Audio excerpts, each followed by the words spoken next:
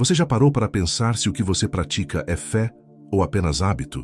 Existe uma diferença enorme entre conhecer sobre Deus e conhecer a Deus de verdade, de perto, de dentro.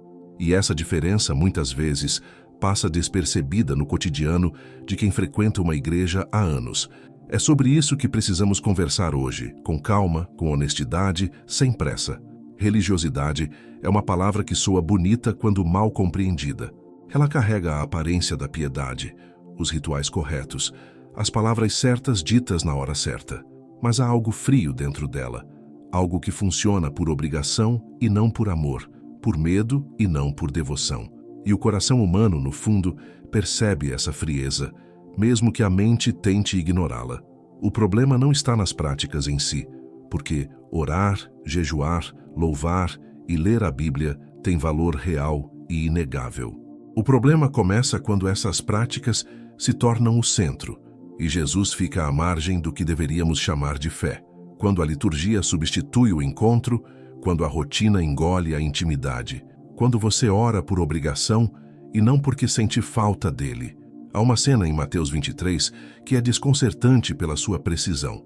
Jesus olha para os líderes religiosos mais respeitados de seu tempo e os chama de guias cegos, sepulcros caiados, brancos por fora e cheios de podridão por dentro. Ele não estava sendo cruel, estava sendo honesto, com aquela honestidade que só o amor verdadeiro é capaz de ter. O fariseu sabia as escrituras de cor, jejuava 2 vezes na semana, pagava o dízimo até das ervas que cultivava no jardim e orava longamente em público para ser visto pelos outros. Por fora, era o modelo perfeito de fé. Por dentro, havia substituído o Deus vivo por uma lista de obrigações cumpridas e uma reputação cuidadosamente construída. Isso nos revela algo desconfortável sobre a natureza humana. Nós tendemos a preferir o sistema ao relacionamento, porque o sistema é previsível e controlável. Você sabe o que fazer, sabe quando fazer, sabe como parecer certo aos olhos dos outros. Mas Jesus não veio para nos dar um sistema melhor. Ele veio para nos dar a si mesmo, e isso é completamente diferente. Em Mateus 7, Jesus diz algo que deveria nos fazer parar completamente, respirar fundo e examinar com cuidado. Muitos virão dizendo Senhor, Senhor, e não serão conhecidos por Ele. Eles profetizaram, expulsaram demônios, fizeram obras poderosas em nome dele. E mesmo assim a resposta foi, nunca vos conheci. Isso não é uma ameaça vazia, é o aviso de um amor que se recusa a ser superficial. A palavra grega usada ali para conhecer é gnosko, que aponta para um conhecimento íntimo, relacional, experimentado na vida real. Não é o conhecimento de quem leu a bula do remédio, mas de quem tomou e foi curado. Não é o conhecimento de quem leu sobre o oceano, mas de quem entrou nele, sentiu a correnteza e se deixou molhar até os ossos. João 4 nos mostra outro caminho. Lá está a mulher samaritana, 5 vezes divorciada, vivendo com um homem que não era seu marido, carregando o peso de uma vida marcada pelo olhar de julgamento de todos ao redor. Ela não tinha credenciais religiosas, não pertencia ao grupo certo, mas foi a ela que Jesus revelou quem ele realmente era, de forma direta e pessoal. Zaqueu era outro que a religião havia descartado. Era cobrador de impostos, colaborava com o opressor romano, era considerado traidor do seu próprio povo. Mas quando Jesus passou por Jericó, ele parou debaixo da árvore em que Zaqueu estava e disse, hoje é necessário que eu fique na tua casa. Não foi o fariseu do templo quem recebeu essa visita, foi o excluído que subiu na árvore para ver aquele que ele nem sabia que precisava encontrar. Eu sou, eu que falo contigo. Essa foi a revelação dada a uma mulher cansada, perto de um poço no meio do dia, longe de qualquer templo. Isso nos diz tudo sobre o coração de Deus. Ele não está procurando os mais polidos, os mais doutrinados, os que têm a aparência mais adequada. Ele está procurando os que têm sede, os que chegam ao poço sabendo que precisam de água, e não têm vergonha de admitir isso. A parábola do filho pródigo, em Lucas 15, deveria ser chamada de parábola do pai que corre. O filho voltou esperando ser recebido como servo, com uma lista de pedidos de desculpa preparada na cabeça. Mas o pai, que o viu de longe, correu ao seu encontro antes que qualquer palavra fosse dita. Esse é o Deus que a religiosidade não consegue nos apresentar, porque ela está ocupada demais, julgando a distância percorrida e contando os erros acumulados. O pastor e expositor bíblico Hernandes Dias Lopes costuma afirmar que a piedade verdadeira nasce de dentro para fora e jamais de fora para dentro. Quando a transformação começa pelo exterior, pelo comportamento visto, pela fala ajustada aos ouvidos alheios, ela é apenas reforma. Mas quando nasce do encontro real com Cristo, ela é regeneração, e essa diferença muda a trajetória de uma vida inteira. Paulo entendeu isso na profundidade de sua própria história. Em Filipenses 3, ele lista com orgulho tudo o que havia conquistado na religião. Circuncidado no 8º dia, da linhagem de Israel, da tribo de Benjamim, hebraico de Hebreus, quanto à lei, fariseu. E então ele descarta tudo isso como perda, como refúgio, não porque fossem coisas ruins, mas porque havia encontrado algo infinitamente melhor. E o melhor sempre torna o bom insuficiente. Quando você encontra o real, o imitado perde o brilho.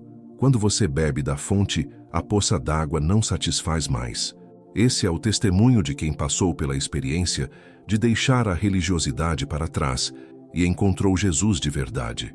Há uma liberdade que nenhum sistema religioso pode oferecer, uma paz que não depende do seu desempenho ou da aprovação de mais ninguém. John MacArthur, pastor e teólogo norte-americano conhecido pela pregação expositiva cuidadosa e fiel ao texto, lembra que a fé salvadora não é simplesmente concordar com fatos sobre Jesus. Ela envolve uma confiança ativa, uma entrega da vontade ao seu senhorio, uma rendição que vai além da mente e atinge o coração e toda a vida. Saber que Jesus existiu é completamente diferente de entregar a vida a Ele, e rendição é exatamente o que a religiosidade evita, porque rendição significa perder o controle. O homem religioso ama o controle, ama saber que está cumprindo a cota, que está dentro das expectativas, que está seguro pela própria obediência. Mas Jesus diz: venha como você é, com o cântaro vazio, com o coração honesto, com a vida real que você tem e não a que você gostaria de aparentar ter. Gálatas 5:1 diz: para a liberdade foi que Cristo nos libertou. Permanecei, pois, nela, e não torneis a sujeitar-vos ao jugo da escravidão. O jugo da religiosidade é pesado porque nunca é suficiente.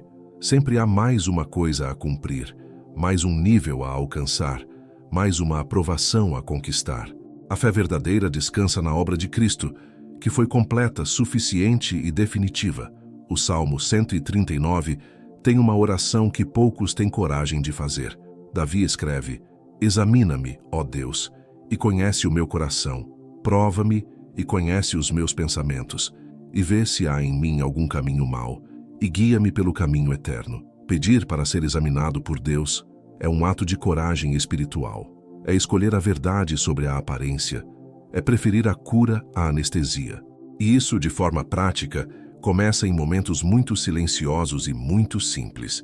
Você não precisa de um retiro de 3 dias para começar. Pode começar nesta semana, reservando um tempo sem música ao fundo, sem podcast, sem sermão.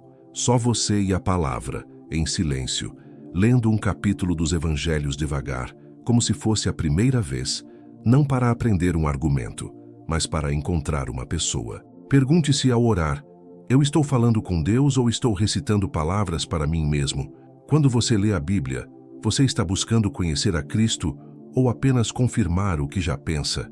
Essas perguntas não são acusações, são convites. São o tipo de questão que abre uma porta que a religiosidade mantém fechada com a chave da autossuficiência. Jesus disse em Mateus 11:28, vinde a mim, todos os que estáis cansados e sobrecarregados, e eu vos darei descanso. Talvez você esteja cansado de tentar parecer algo que não é, de carregar uma fé que pesa, porque é feita de exigência e não de graça. O descanso que Jesus oferece não é passividade, é a paz de quem não precisa mais se salvar por conta própria. No fim, a questão mais importante não é quantas vezes você foi à igreja este mês, nem quantos capítulos da Bíblia você leu esta semana. A questão que permanece quieta e firme é esta: você conhece a Jesus?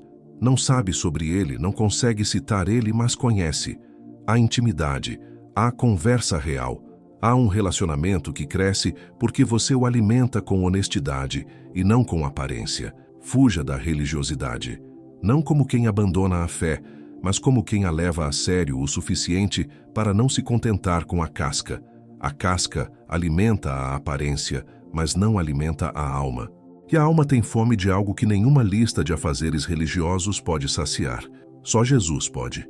E Ele está aqui, agora, chamando pelo nome os que têm coragem de parar de fingir e de verdade crer.